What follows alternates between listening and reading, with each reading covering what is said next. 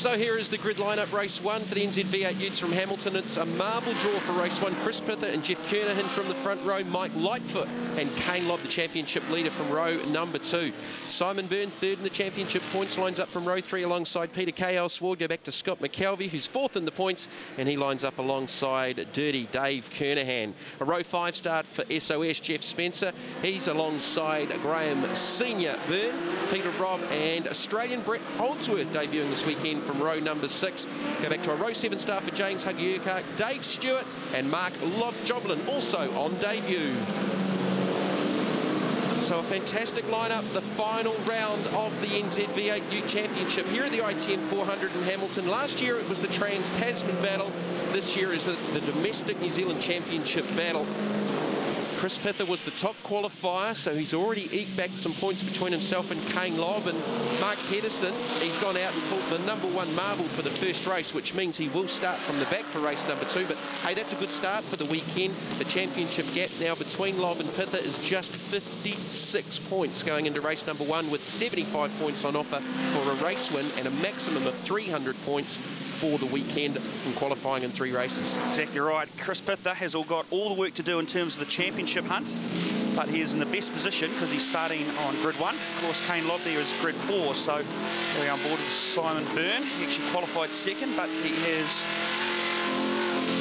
drawn the marble draw. Looks like he's actually back to third there. So either way, they're talking about Chris Pither, all the man to do. Look, he's on pole position. He's going to have a clean run. Now, if you're going to favour anybody, Jamie, it'll be Chris, for the simple reason being he knows these utes. He's raced across the Tasman. He's raced on street circuits and probably very similar conditions to these. So, look, he probably won't be too concerned with the fact he's got to start from the back in race 2, for the simple reason being I don't think all these guys are going to make it back. Our second onboard camera was with Mike Buzz Lightfoot, the BSL Racing Ford Falcon. Coming back to with Pither, he's currently third in the Australian V8 Ute Championship again. But Kane Lobb, while he's leading the championship chase, and he's led it from round number 1 at Pukekohe, he has not raced here at Hamilton before. Didn't contest the racing here last season in Hamilton, where Chris Pither really went at it with Australian King James. So slight advantage there to Pither. He's been a round winner on the streets on the Gold Coast last year in Australia as well. So, you know, if you were Kane Lobb right now, what would be going through your head in preparation for this first race? Well, look, to be honest, the advantage that everybody would have had over Kane Lobb, not knowing the circuit, only would have lasted after the first session. Because the thing about a professional racing driver, you learn how to read circuits, you learn what works and what doesn't, and you try to relate every corner to a new circuit, to a track you've already been on before. So, look, that team would have gone away. They would have done all the analysis before they arrived, and we saw that in qualifying. On car speed, he qualified third, although this is a marble draw for this race, so there's not a great deal in it. What will be the big trying factor here is these conditions they're in, and as we mentioned a couple of sentences before, I think it's going to fall in Chris Pither's hand. 1, because he's on pole and he's going to have the clean track, but 2, he just knows how these utes handle these conditions. He knows how to bring the thing home, and of course there's another 2 cars between him and the man in the screen right there, the number 2 car, the day-glow yellow on the headlights. He's the man leading the championship, Kane Lobb. So we're about to go racing race 1 from Hamilton for the NZ V8 Utes, the final round of the championship. Wait for all of the lights to go out. Chris Pither, current champion, second in the points, gets off the front row.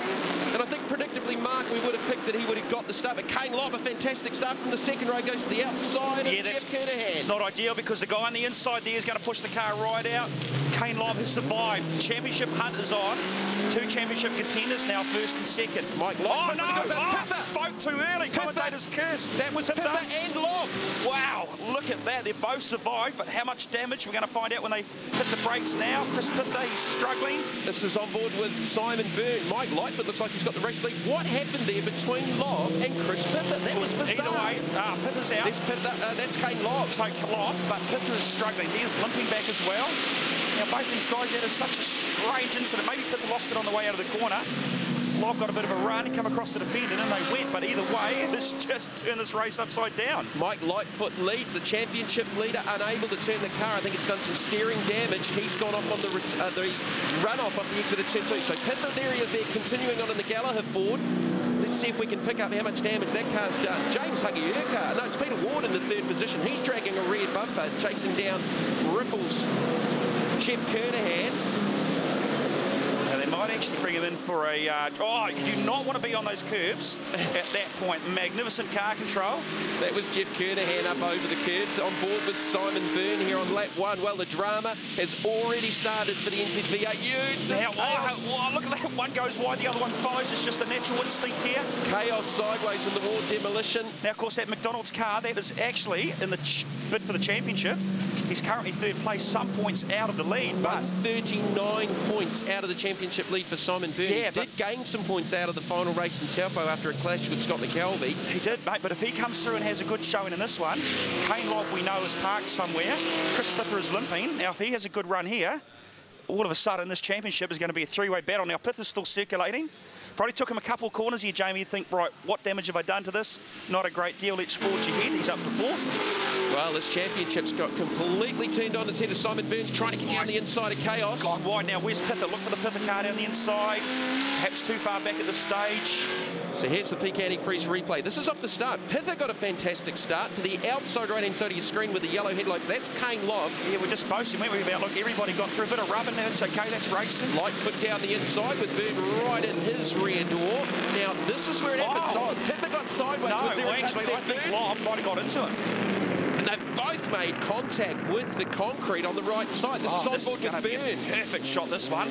Let's have a look here. A little bit obscured. It's just ahead of Mike Lightfoot there. It looked like there was contact between the two. Yeah, either way, you're right. Contact between the two. Who's the instigator? Here's, definitely contact from behind. Now, did Pither maybe miss a gear in front of him? Either way, he got tagged by Kane Lobb. Damage to Kane Lobb's car looks like it's sufficient enough that that car's retired. Pither's still circulating, but took a big hit in the left rear. Well, right rear. Drama, absolute drama here for the NZV8 Ute. The championship leader is parked up. Now, these guys are getting impatient, and this is going to be dangerous on a red track. Chaos looking for a run on Mike Lightfoot. Lightfoot would be looking for, I think, his first win in the championship. Indeed, it would be. We've had 5 different race winners over the series. Battling, sorry, mate, to cut over there, is playing in the hands of the man in the 4th place, Chris Pither, because these guys slowing each other down. Here we go. We're going to run down the inside. Position taken now to 2nd. Simon Byrne moved through to the 2nd position. Chaos back to 3rd. Chris Pither, you would think, effectively would more than likely now lead the championship. We're going to try and work some points out for the DNF by the looks of it. The Kane Lobb, as Byrne's got the inside run here on Lightfoot. He has. You can see Lightfoot just so tentative come out of turn 9 on the front straight, so that's allowed Simon down the inside. He's got the ideal position. Pither to the outside of Chaos Ward. You think he's just sitting back there waiting, well, let's see what unfolds with these 4 guys. Well, it's still early in the race, lap 3 of 8. Yeah, time Mono has confirmed Kane Lobb has not taken any further part in this race, so...